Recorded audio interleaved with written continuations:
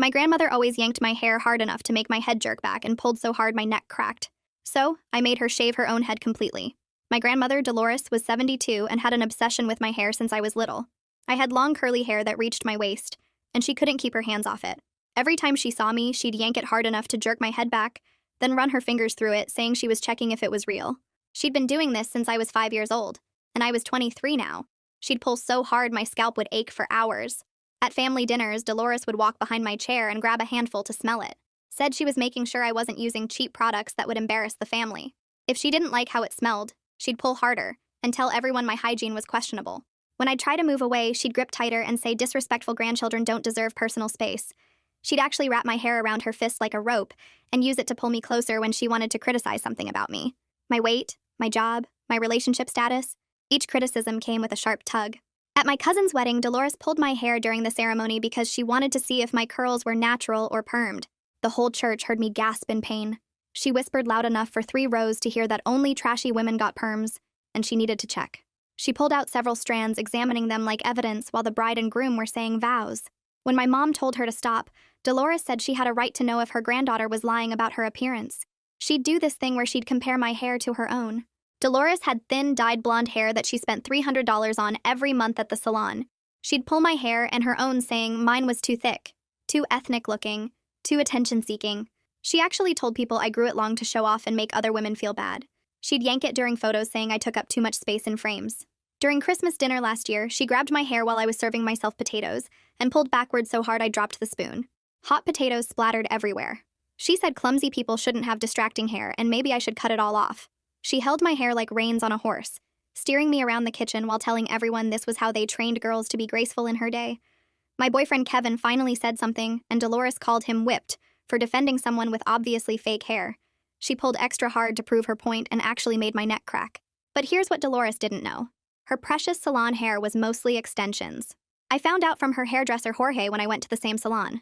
He mentioned my grandmother had been coming for years because her hair was so thin she needed extensions to look presentable. She had maybe 30% real hair left. The rest was $3,000 worth of European hair extensions she got replaced every 8 weeks. She told everyone she had naturally thick hair for her age and good genes. Dolores was hosting her 73rd birthday garden party and demanded everyone attend. She specifically called to tell me to wear my hair up so I wouldn't overshadow her event with my attention-seeking style. She'd already told people she was going to check if I'd followed orders, and there would be consequences if I disobeyed. I showed up with my hair down. Dolores saw me from across the garden and started marching over. I could see her hand already reaching out. She grabbed a huge handful from the back and pulled down hard, saying, "I never learned respect." That's when I stepped sideways quickly. The thing about extensions is they're attached with glue or tiny beads. When you pull them wrong, they come out.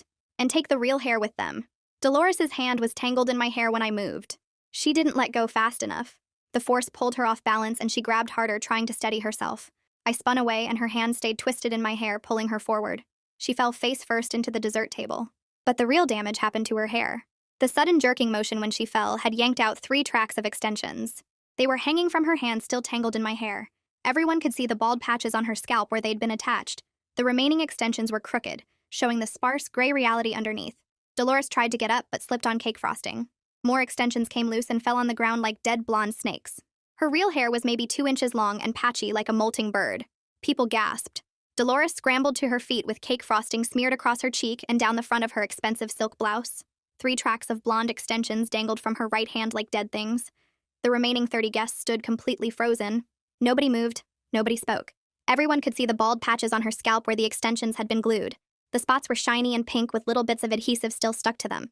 She realized what everyone was seeing and dropped the extensions like they were on fire. Her hands flew up to smooth her real hair over the gaps. But there wasn't enough hair to cover anything. Her real hair was maybe 2 inches long and gray and patchy. It stuck up in weird angles where the remaining crooked extensions pulled it sideways. She looked like a molting bird that got caught in a windstorm. One extension hung down over her left ear at a 45-degree angle. Another track had come completely loose and was sliding down the back of her head. She grabbed at it desperately, but that just made another section come free and fall onto the grass. I stood there with my heart pounding so hard I could feel it in my throat. Dolores turned to look at me with pure rage in her eyes.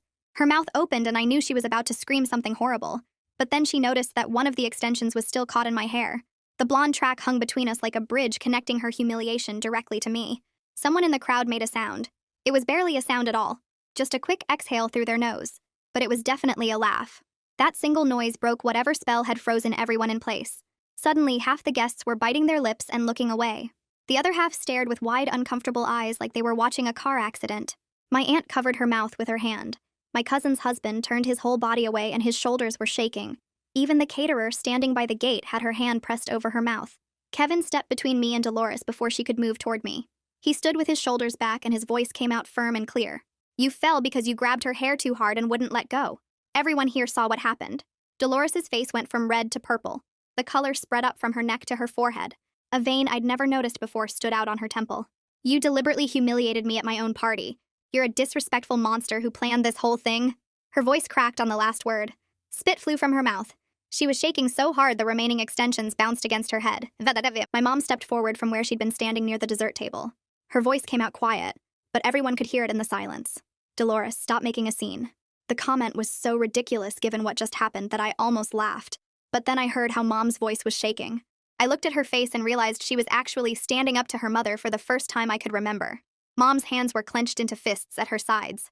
Dolores whipped around to face her daughter so fast that another extension came loose and fell at her feet. "Whose side are you on?" The question came out like a hiss. Mom didn't answer right away. She just stood there looking at her mother with something in her eyes I'd never seen before. Raymond moved toward his mother with his hands out like he was approaching a scared animal.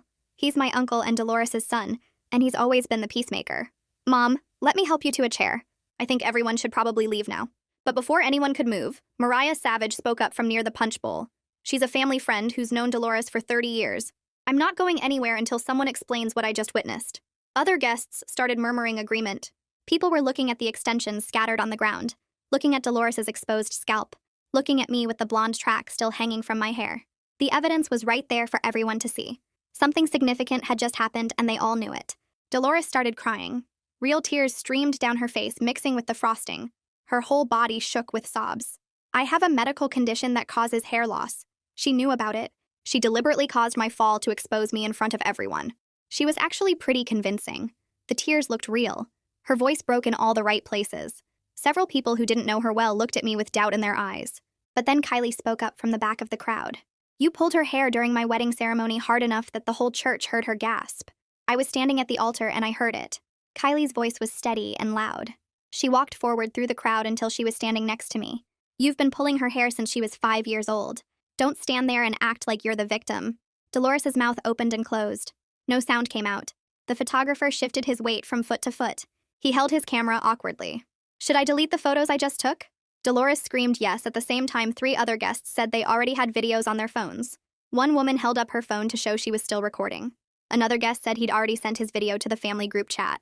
The realization that her humiliation had been documented and shared made Dolores completely lose control. She started yelling that she was going to sue everyone present for invasion of privacy at her own party. She pointed at different people in the crowd, threatening legal action. Her finger shook as she pointed.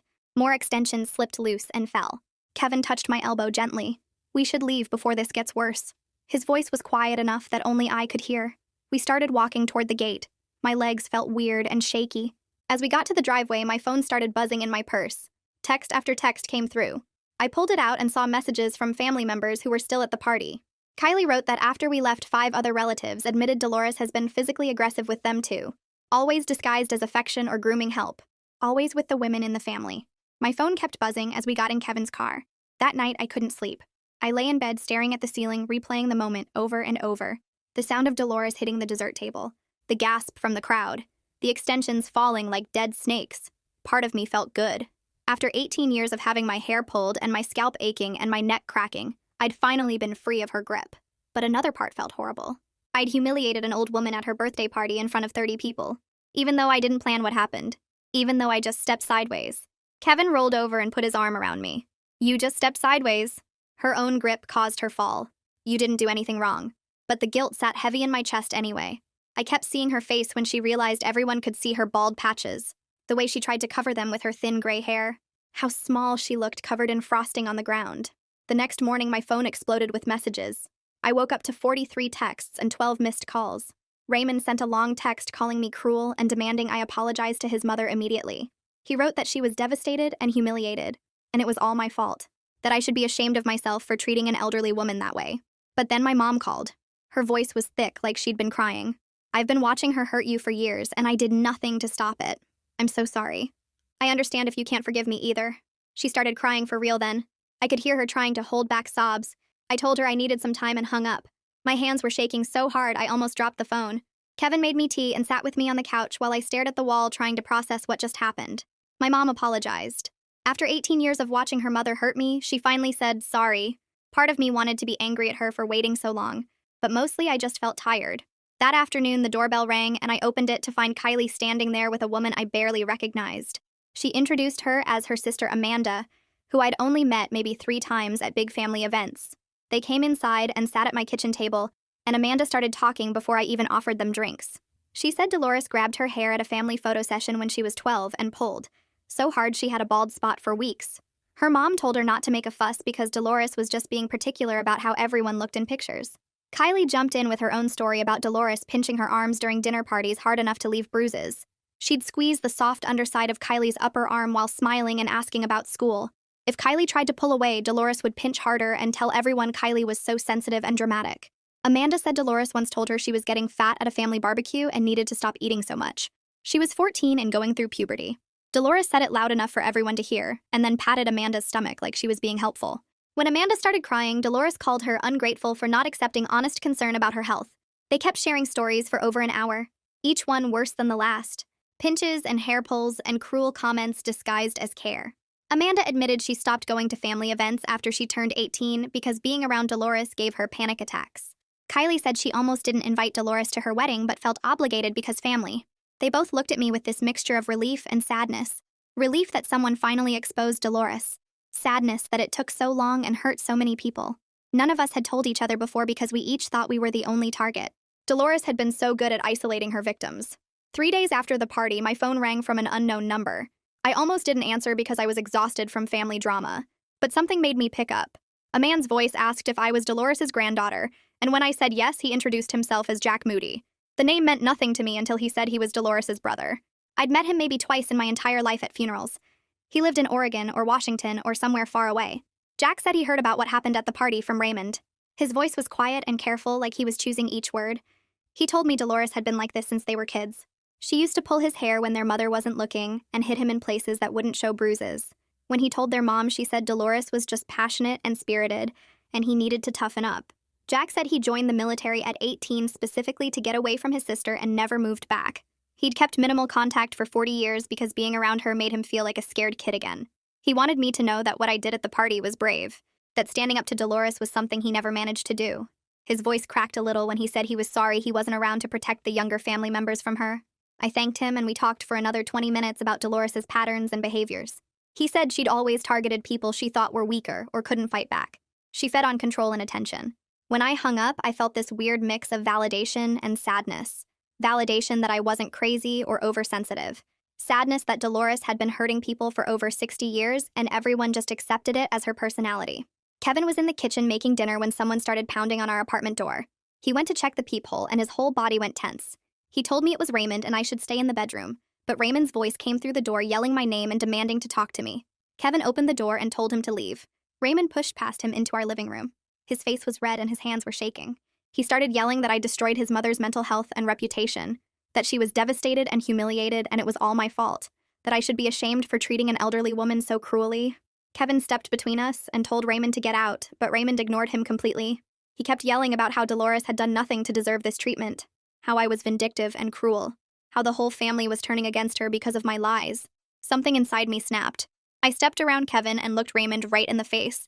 I told him his mother had been assaulting me since I was 5 years old, that she'd yanked my hair hard enough to make my neck crack, that she'd humiliated me in public over and over for 18 years. I asked him where his concern for my mental health was all those years. Where was he when his mother was hurting me? My voice got louder with each word until I was almost shouting. Kevin put his hand on my shoulder, but I shook it off. I told Raymond every single incident I could remember. The wedding, Christmas dinner, every family photo, every gathering where his mother grabbed me and pulled me and criticized me, while everyone watched and did nothing. Raymond's face went from red to pale white. He sat down heavily on our couch without being invited. His mouth opened and closed like he was trying to find words. He finally stammered that he thought it was just Dolores being affectionate in her weird way, that he had no idea the hair pulling was that serious or had been going on that long. I described the pain in detail, the way my scalp would ache for hours, the time my neck actually cracked, the public humiliation at Kylie's wedding when the whole church heard me gasp. Raymond kept getting paler. He put his head in his hands and sat there for a long minute. When he looked up, his eyes were wet. He said he was sorry, that he should have paid more attention, that he'd been so focused on managing his mother's moods and keeping her happy that he never noticed she was hurting people. Kevin stood by the door with his arms crossed, watching Raymond carefully. I sat down in the chair across from the couch, feeling suddenly exhausted. Raymond asked me to tell him everything, and I did. Every incident I could remember going back to when I was 5 years old. He listened without interrupting, and by the end, he looked sick. 2 days later, I was at work when my phone rang. Dolores' name showed up on the screen. I stepped outside to take the call, and Kevin's advice about recording it popped into my head. I started the voice memo app right before answering. Dolores' voice was cold and controlled. Not the hysterical crying from the party or the warm grandmother voice she used in public. This was something else. Ice cold and dangerous. She informed me that she was telling everyone I attacked her unprovoked at the party. That I'd always been jealous of her beauty and vitality. That I was a disturbed young woman who needed help. She said she was considering getting a restraining order against me to protect herself from further attacks. Her voice never wavered. Every word was calculated. She said the family was turning against her because of my lies and manipulation. That I'd always been a problem child who craved attention. That she'd tried to help me over the years, but I was beyond help. I didn't say anything. Just let her talk while the recording captured every word. She went on for almost 10 minutes, listing all the ways I'd supposedly wronged her. The threats were crystal clear. She was going to destroy my reputation and turn the whole family against me.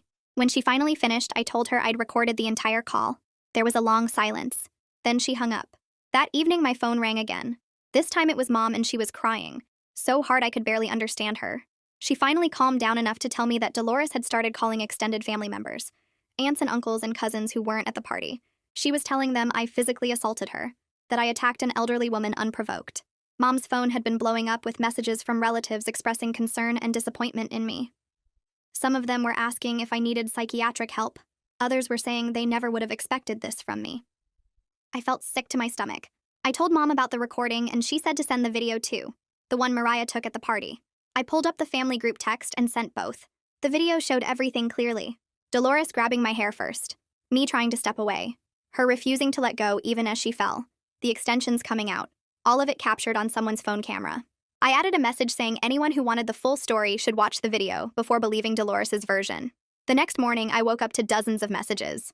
The video had spread through family text chains and group chats faster than Dolores' lies could travel.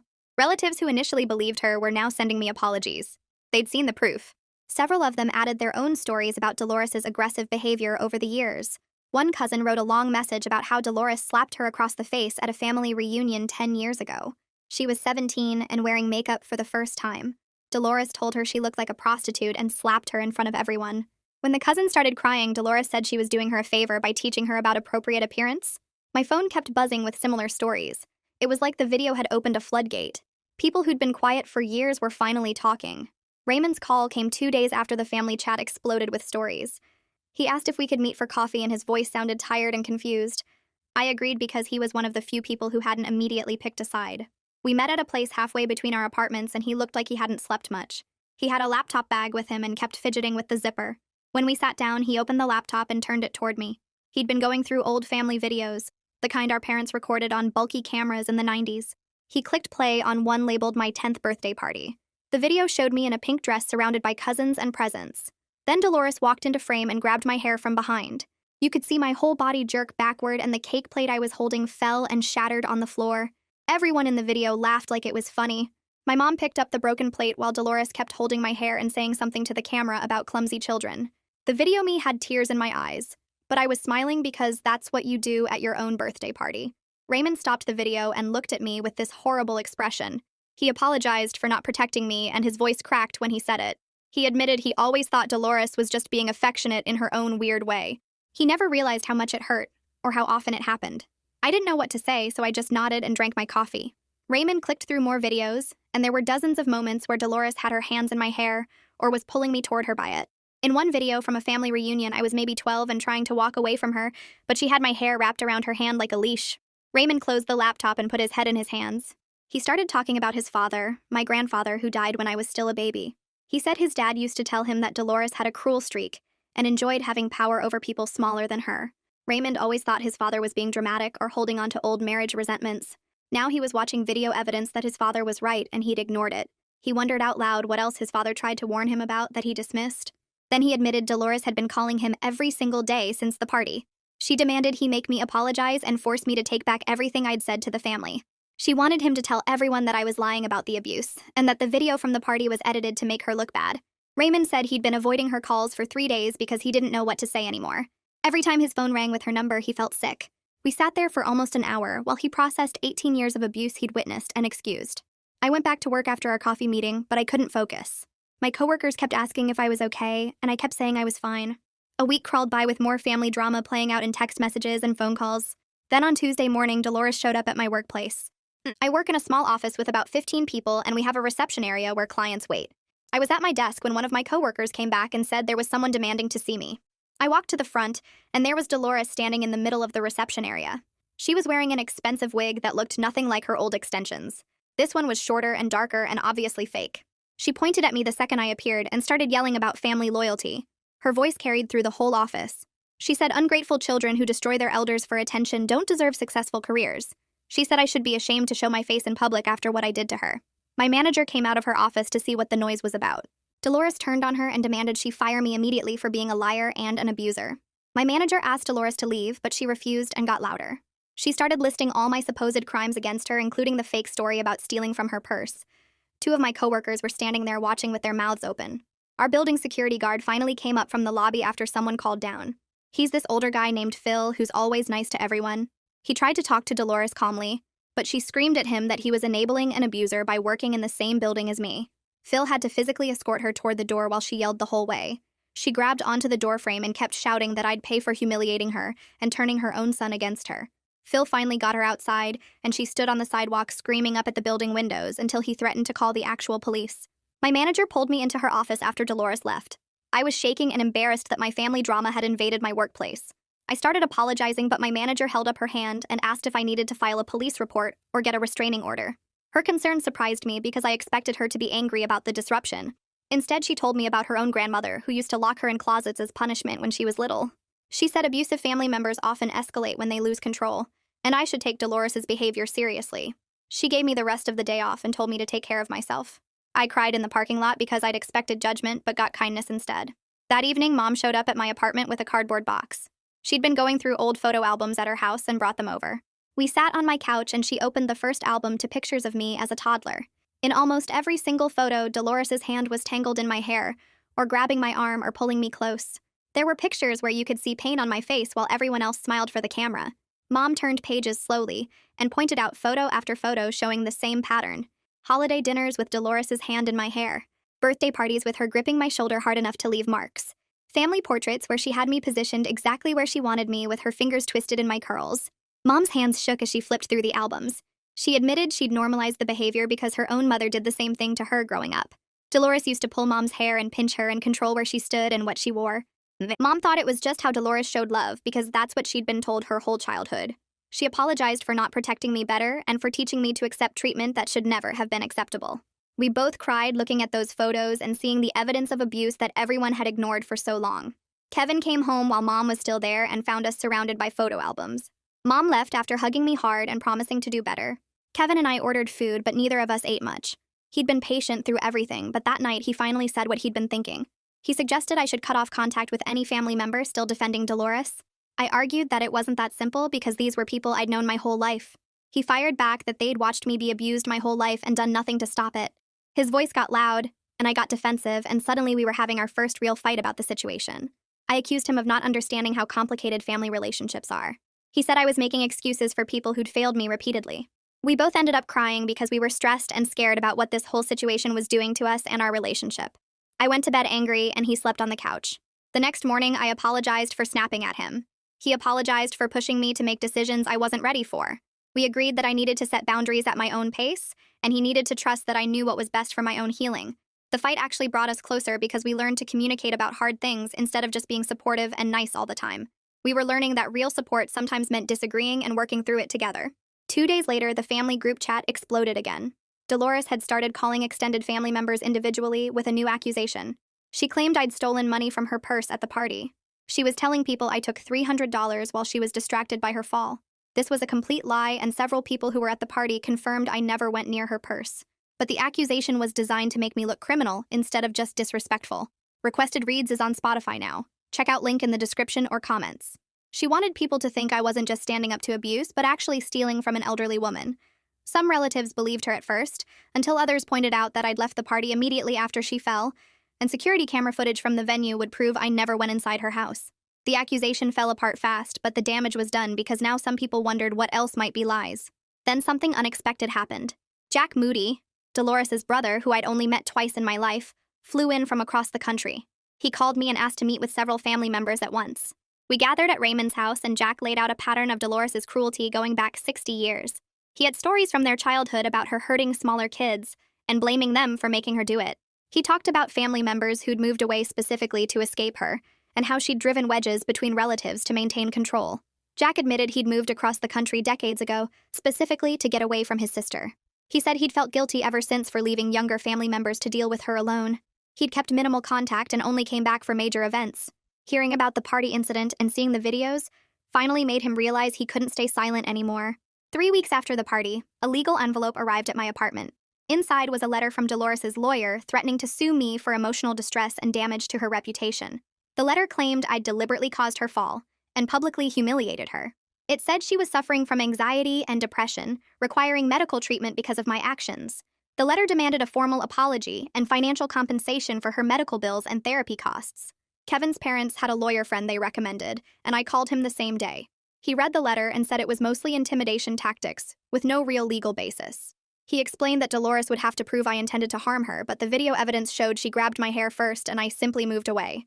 He offered to send a response letter for $250, which seemed reasonable for what he'd be doing. Kevin pulled out his wallet before I could even reach for my purse and handed over his credit card to the lawyer's assistant. I started to protest, but Kevin squeezed my hand and told me he didn't want me worrying about money on top of everything else happening. The lawyer said he'd have the response letter ready within 3 business days and would email me a draft to approve before sending it to Dolores' attorney.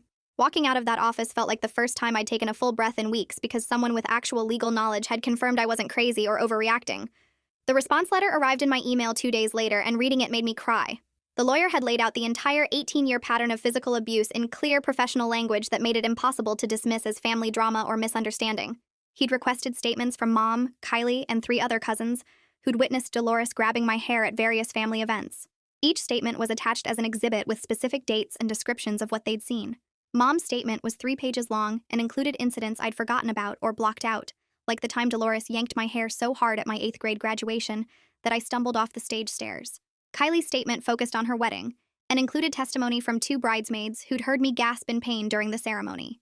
The lawyer had also pulled still frames from the videos people took at the birthday party, showing the exact sequence of events from Dolores grabbing my hair to her falling into the dessert table. The stills made it crystal clear that I'd simply stepped sideways and she'd refused to let go. The letter concluded with a paragraph stating that any lawsuit Dolores filed would result in an immediate countersuit for assault and battery spanning 18 years, and the evidence strongly supported my case. It mentioned that hair pulling causing neck injuries constitutes assault under state law, and multiple witnesses could testify to repeated incidents. I approved the letter, and the lawyer sent it certified mail the next day. Dolores' lawyer must have received it within a week, because the threatening calls and texts stopped completely. Raymond called me 2 weeks later sounding exhausted and told me his mother had backed down from the legal threat after her attorney advised her she had no case. But instead of accepting defeat, Dolores had shifted tactics entirely. She'd called Raymond crying about chest pains and insisted he take her to the emergency room immediately. He'd rushed over thinking she was having a heart attack, but by the time they got to the hospital, her chest pains had mysteriously improved. The doctors ran tests anyway and found absolutely nothing wrong with her heart. Her blood pressure was slightly elevated, but normal for someone her age dealing with stress. The cardiologist who reviewed her results told Raymond that his mother appeared to be experiencing anxiety symptoms, possibly related to recent family conflicts, and recommended she see a therapist to develop better coping strategies. Raymond said Dolores had refused to even consider therapy and insisted the doctor was wrong, that her family's cruelty was literally killing her, and everyone would be sorry when she died from the stress we'd caused. Raymond suggested therapy again when they got back to Dolores' house, and that's when everything blew up between them. Dolores fired him as her power of attorney on the spot, screaming that he'd chosen his ungrateful niece over his own mother. She told him to get out of her house and said she never wanted to speak to him again. Raymond left, but called me the next day asking if we could meet for coffee because he needed to talk to someone who'd understand. We met at the same coffee shop where we'd talked before, and he looked terrible, like he hadn't slept in days. He kept saying he knew his mother had problems and had hurt people, but she was still his mom, and he loved her, and now she'd completely cut him out of her life. I told him I understood that grief, that feeling of losing a parent who's still alive, but refuses to see how their behavior hurts people. We sat there for 2 hours just talking about what it felt like to love someone who caused so much pain and how hard it was to accept that sometimes people you love won't change no matter how much you want them to. Raymond admitted he'd spent his whole life making excuses for his mother and trying to keep peace in the family, and he was finally seeing how much damage that had caused. He apologized again for not protecting me when I was younger, and I told him I forgave him because he'd been conditioned to enable her behavior just like everyone else. Mom called me 3 weeks after the lawyer's letter went out and said she wanted to organize a family meeting for anyone who wanted to discuss how to move forward without Dolores. She'd been talking to other relatives and realized how many people were struggling with the same feelings of guilt, anger, and confusion about what had happened. The meeting was scheduled for a Saturday afternoon at Mom's house, and she made it clear that Dolores was not invited and would not be told about it. I showed up expecting maybe 5 or 6 people, but 15 relatives were crowded into Mom's living room when I arrived. There were cousins I hadn't seen in years, including 2 who'd moved to different states specifically to get away from family drama. Mom had set up chairs in a circle and put out coffee and snacks, like this was some kind of support group, which I guess it was. We went around the circle sharing stories about Dolores, and it was awful and cathartic at the same time. Person after person described incidents of her grabbing, pinching, slapping, or verbally attacking them, usually disguised as concern or affection. My cousin Sarah talked about how Dolores had criticized her weight at every family gathering since she was 12 years old, always with a painful pinch to her stomach or arm. Another cousin described how Dolores had ruined her college graduation by making a scene about her dress being too revealing and physically trying to cover her with a shawl during the ceremony. We cried together as we realized how much of our family dysfunction had centered around managing Dolores's behavior and protecting her feelings while our own pain got completely dismissed. Someone pointed out that we'd all been taught to excuse her actions as just how she was, that she meant well, that we shouldn't take it personally, and we'd internalized that message so deeply that we'd spent years gaslighting ourselves about our own experiences. The meeting took an even more disturbing turn when we started comparing notes about specific incidents and realized Dolores had been playing us against each other for decades. My cousin Jake mentioned that Dolores had told him 5 years ago that I'd said his wife was trashy and embarrassing to the family. I'd never said anything like that and actually liked his wife, but the comment had created tension between us for years. Then Kylie shared that Dolores had told her I was jealous of her wedding and had complained about having to be a bridesmaid. That was completely false and had made things weird between me and Kylie until we'd reconnected after the birthday party incident. Person after person shared similar stories of Dolores telling them that someone else had talked badly about them, creating conflicts that kept everyone divided and suspicious of each other. We pulled out our phones and started going through old texts and emails, finding receipts of her stirring up drama through selective information and outright lies. She'd tell one person that another relative was struggling financially and needed help, then tell that relative that the first person thought they were irresponsible with money. She'd share private information someone told her in confidence, then act shocked when it caused problems. The pattern was so clear once we laid it all out together, and we realized she'd been using these tactics to maintain control by ensuring we never got too close or united against her behavior. Kylie stood up and suggested we all agree to stop keeping Dolores's secrets and start being honest with each other about her behavior going forward. She proposed creating a family group chat without Dolores, where we could support each other and share information freely. Everyone agreed immediately, and we set it up right there in Mom's living room. We named it Family Support and made a pact to be truthful with each other, even when it was uncomfortable. Just having that space felt amazing, like we'd been holding our breath for years and could finally exhale. People started sharing things in the chat that same evening, posting memories and checking facts about things Dolores had told them. The group chat became this safe space where we could be honest about our family without fear of Dolores finding out and retaliating. We shared resources about dealing with difficult family members and setting boundaries. Several people posted articles about narcissistic family dynamics and controlling behavior, and reading them felt like someone had written a manual about our specific situation. Dolores found out about the group chat within a week because someone's notification popped up on their phone during a conversation with her. She lost her mind completely and started making posts on social media about being excluded and abused by her own family in her old age. The posts were written to make her look like a poor elderly woman whose cruel children had abandoned her for no reason. She talked about raising her kids with love and sacrifice, only to be cast aside when she needed them most. Her church friends flooded the comments with supportive messages about ungrateful children and the cruelty of modern families. Dolores screenshot all those sympathetic comments and sent them to family members in individual texts with messages about how strangers treated her better than her own blood. She posted about feeling isolated and unwanted, about crying herself to sleep because her family had turned against her. The posts were manipulative and one-sided, but they were also public, which meant her narrative was spreading beyond just our family. That's when several family members decided they were done protecting her reputation.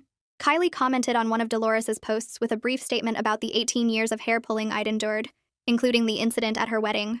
Sarah posted about the body shaming and physical pinching she'd experienced since childhood. Jake shared the story about Dolores lying about what I'd supposedly said about his wife. Within hours, 5 more relatives had posted their own experiences with Dolores's controlling and abusive behavior in the comments of her public posts. The airing of family dysfunction was messy and uncomfortable, and part of me cringed seeing our private pain laid out for everyone to read. But it also meant Dolores couldn't control the narrative anymore. Her church friends started asking questions in the comments, wanting to hear both sides. Some of them began quietly reaching out to family members through private messages, saying they'd noticed concerning behavior from Dolores over the years, but hadn't felt it was their place to say anything. A few people from her church actually apologized for jumping to conclusions and said they hadn't known the full situation. Dolores deleted the original posts, but people had already screenshot them, and the screenshots got shared in our family group chat as documentation of what had happened. 6 weeks after the birthday party, Mom's phone rang early one morning, and it was Dolores. Mom put it on speaker so I could hear since I was visiting for breakfast. Dolores's voice sounded smaller than usual, less commanding. She told Mom that maybe she'd been too rough with me sometimes over the years, but she'd never meant to actually hurt anyone. She said she came from a generation where physical discipline and correction were normal, and she didn't realize people were so sensitive now. The non-apology made Mom's face go red, and I watched her grip the phone tighter. Mom told her mother that this wasn't about sensitivity or generational differences. It was about 18 years of deliberately causing physical pain to a child and then an adult. She said Dolores had been told multiple times to stop and had refused, that she'd laughed off complaints and escalated her behavior when people tried to set boundaries. Dolores tried to interrupt, but Mom kept talking, her voice shaking but firm. She told Dolores that until she could genuinely acknowledge the harm she'd caused without excuses or deflection, their relationship would remain distant. She said she was done prioritizing her mother's feelings over her daughter's safety and well-being. Dolores started crying and hung up, and Mom sat there staring at her phone with tears running down her face because standing up to her mother had taken everything she had. I made an appointment with a therapist the following week. The office was in a small building near the downtown area with beige walls and generic landscape paintings that were supposed to be calming. The therapist was a woman in her 50s named Dr. Chandler, who didn't try to hug me or act overly sympathetic, which I appreciated. She asked me to describe what brought me in, and I told her about the birthday party, the 18 years of hair pulling, the family conflict that followed.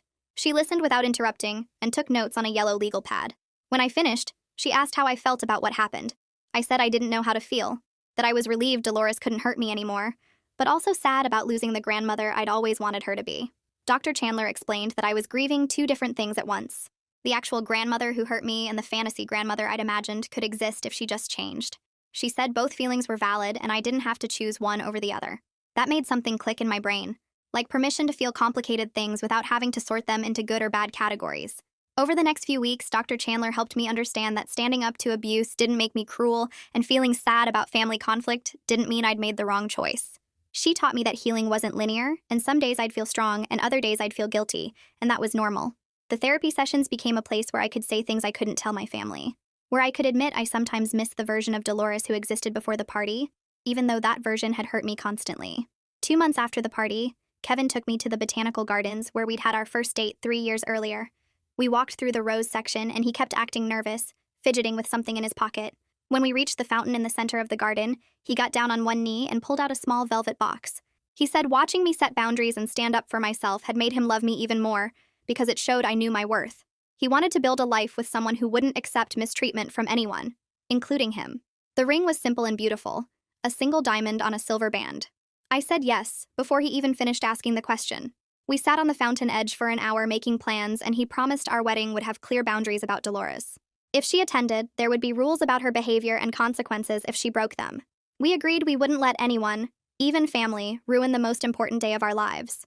Kevin kissed me and said he was proud of me for everything I'd survived and everything I'd become. The engagement news spread through the family within hours because my mom called everyone she knew. Most people sent congratulations and excited messages. But the next day, Raymond called and said Dolores had phoned him crying about being excluded from her granddaughter's wedding. She was convinced we weren't going to invite her and that the whole family was turning her into an outcast. Raymond sounded tired when he told me this, like he'd been listening to her complaints for hours. He said he'd tried to explain that her invitation depended on her willingness to acknowledge what she'd done and commit to treating me with respect. Dolores had responded by screaming that she had nothing to apologize for and that I was manipulating everyone against her. Then she'd hung up on him. Raymond apologized for his mother's behavior, and said he supported whatever decision Kevin and I made about the wedding. He admitted he was exhausted from being caught in the middle, but he wasn't going to pressure me to include someone who refused to take responsibility for years of abuse.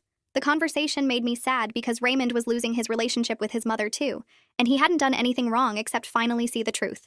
3 months after the party, a letter arrived in my mailbox with Dolores' handwriting on the envelope. My hands shook when I opened it because I didn't know what to expect. The letter was 3 pages long and written in her careful cursive. Most of it was exactly what I expected. She talked about how hurt she was, how the family had abandoned her, how she'd always tried her best to be a good grandmother. She claimed she came from a different generation where physical affection was expressed differently. She said young people today were too sensitive and couldn't handle normal family interactions. But buried in the middle of the second page, between complaints about her loneliness and her health problems, was a single sentence that made me stop breathing. She wrote that maybe she had hurt me sometimes and she was sorry if I felt pain from her actions. It wasn't the full apology I deserved. The word "if" made it conditional, like my pain might not be real or valid. But my therapist had been preparing me for this possibility, that Dolores might never be capable of full accountability. Dr. Chandler said some people can only apologize in small, imperfect ways because true accountability would shatter their self-image. She helped me see the sentence as the most honest acknowledgement Dolores might ever give. It was something, even if it wasn't everything. I kept the letter in my desk drawer and read it several times over the next few days, trying to decide what to do with this tiny crack in Dolores' wall of denial. I spent a week writing my response letter. Dr. Chandler helped me craft it during our sessions, making sure it was clear and firm without being cruel. I listed specific boundaries that would need to be in place for Dolores to be part of my life. No touching my hair ever, for any reason. No criticism of my appearance, weight, job, relationship, or life choices. No public scenes or manipulation tactics like crying to get her way or threatening family members. No playing victim or spreading lies about me to relatives. I explained that she could attend family events if she agreed to these terms, but any violation would result in immediate removal and a period of no contact. The letter was direct and businesslike, more like a contract than a personal note. Sending it felt powerful, like I was finally taking control of a relationship that had controlled me for 18 years. I mailed it on a Thursday afternoon and felt lighter walking away from the post office, like I'd set down something heavy I'd been carrying my entire life. Dolores received my letter and immediately drove to Mom's house with it clutched in her hand. Mom called me right after to describe what happened. Dolores had shown up crying and waving the letter around, saying it was cold and legalistic and proved I didn't love her. She demanded Mom talk sense into me and make me apologize for setting such harsh rules. Mom had stood in her doorway and told Dolores that the boundaries were reasonable and necessary. She'd said these were basic expectations for how to treat people with respect and dignity. Dolores had tried the guilt trip approach, talking about how old she was and how she might not have much time left. Mom had responded that age didn't excuse abuse, and Dolores had plenty of time to learn how to treat her family better. Dolores had left angry, getting into her car and slamming the door hard enough that Mom's neighbor came outside to check if everything was okay. But the important part was that Dolores hadn't rejected the terms completely. She hadn't torn up the letter or said she'd never agree. She'd just left angry, which Mom and I both recognized as progress. At least she was considering the boundaries instead of immediately dismissing them. Thanksgiving came 4 months after the birthday party. Raymond offered to host at his house under the condition that everyone agreed to keep things peaceful. He sent out a group text making it clear that anyone who started drama would be asked to leave immediately. Dolores showed up wearing a nice pantsuit and a wig that looked more natural than her old extensions. She was stiff and formal when she greeted me, like we were business associates instead of family. She didn't try to touch my hair or make any comments about my appearance. During dinner, she sat at the opposite end of the table and mostly talked to Raymond's wife about gardening. When someone asked her to pass the rolls, she did it without any passive-aggressive comments. The meal was awkward and tense, with lots of careful conversation and people watching Dolores to see if she'd cause a scene. But nothing bad happened. We ate turkey and stuffing and pumpkin pie and everyone went home without any fights or tears. Several cousins texted me afterward saying it was the first holiday meal without drama in years. The bar was incredibly low, that we were celebrating basic civility as a major achievement. But it still felt like progress, like maybe Dolores was capable of change even if that change was small and grudging. Christmas followed the same pattern. Dolores attended dinner at Mom's house and followed the boundaries without any major violations. She did make passive-aggressive comments about walking on eggshells around her own family and having to watch every word she said. Raymond shut her down quickly, reminding her that treating people with respect wasn't walking on eggshells. It was basic decency that everyone else managed just fine. Dolores pouted and looked wounded, but she didn't escalate into a full scene. She ate her dinner quietly and left early, claiming she was tired. Mom hugged me after she left and said she was proud of both of us for maintaining boundaries even when it was uncomfortable. The holidays felt strange without the usual chaos and conflict. I kept waiting for Dolores to explode or cause drama, but she seemed to be genuinely trying, even if her effort came with complaints and attitude. It wasn't the warm family celebration I'd dreamed about as a kid, but it was peaceful and safe, which felt more valuable. Kevin and I set our wedding date for the following June and sent out save the date cards in January. We included a personal note with Dolores's invitation, reminding her of the boundaries we'd established. The note was polite but clear, stating that any violation of the agreed terms would result in her being escorted out by security. We weren't taking chances on our wedding day.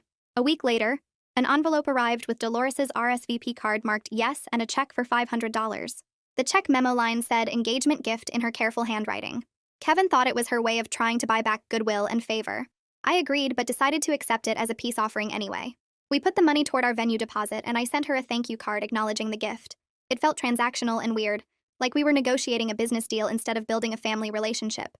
But transactional and weird was better than violent and abusive, so I took it as progress. My hair had always been wrapped up in my relationship with Dolores, tangled in 18 years of pain and control. After the wedding planning started, I looked at myself in the mirror and realized I'd been growing it long, partly because cutting it felt like letting her win. I made an appointment at a nice salon downtown, not the place where Dolores got her extensions done. The stylist was a young guy with blue streaks in his hair who asked what I wanted. I told him to cut off 6 inches and shape it into something that felt lighter. He worked for an hour, cutting and styling while we talked about normal things like music and weekend plans. When he finished and spun my chair around to face the mirror, I barely recognized myself. My hair still reached past my shoulders, but it had movement and shape instead of just hanging heavy down my back.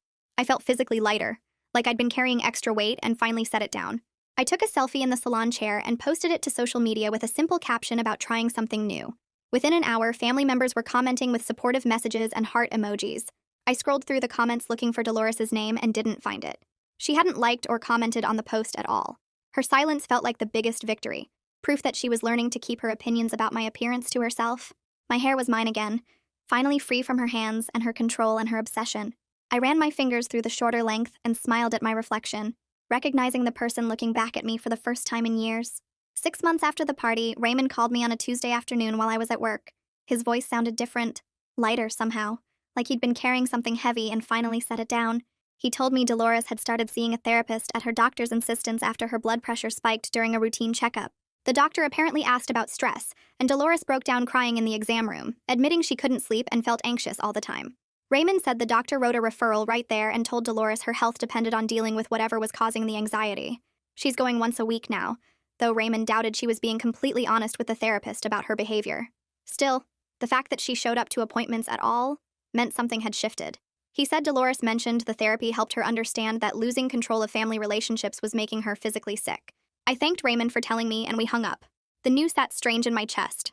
Not quite hope, but not quite indifference either. 3 weeks later, one of my younger cousins had a birthday party at a restaurant downtown. I almost didn't go because I knew Dolores would be there, but Kevin convinced me that hiding from family events meant she still controlled my choices. We arrived late and found seats at the end of the long table they'd reserved.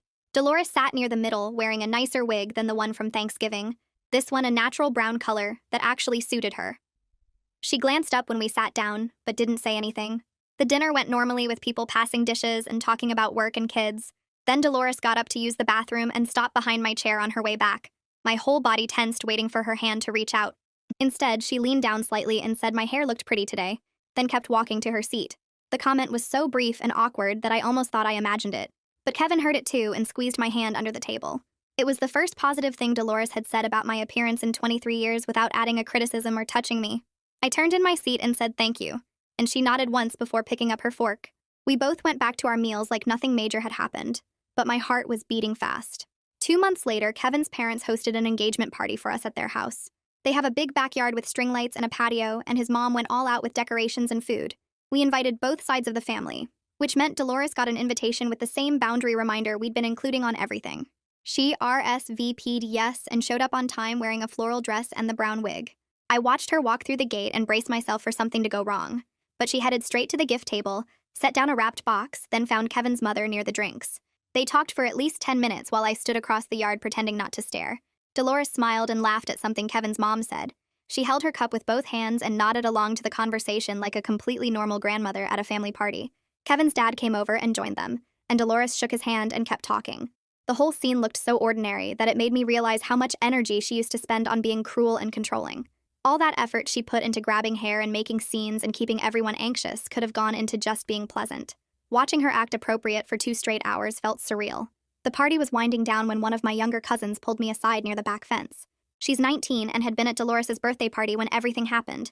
She told me she needed to say something she'd been thinking about for months. Then she started crying and said watching me stand up to Dolores that day changed her life. Her own mother had been controlling her the same way, not with hair pulling, but with constant criticism and manipulation and guilt trips. Seeing me set boundaries and refuse to accept abuse anymore inspired her to do the same thing with her mom.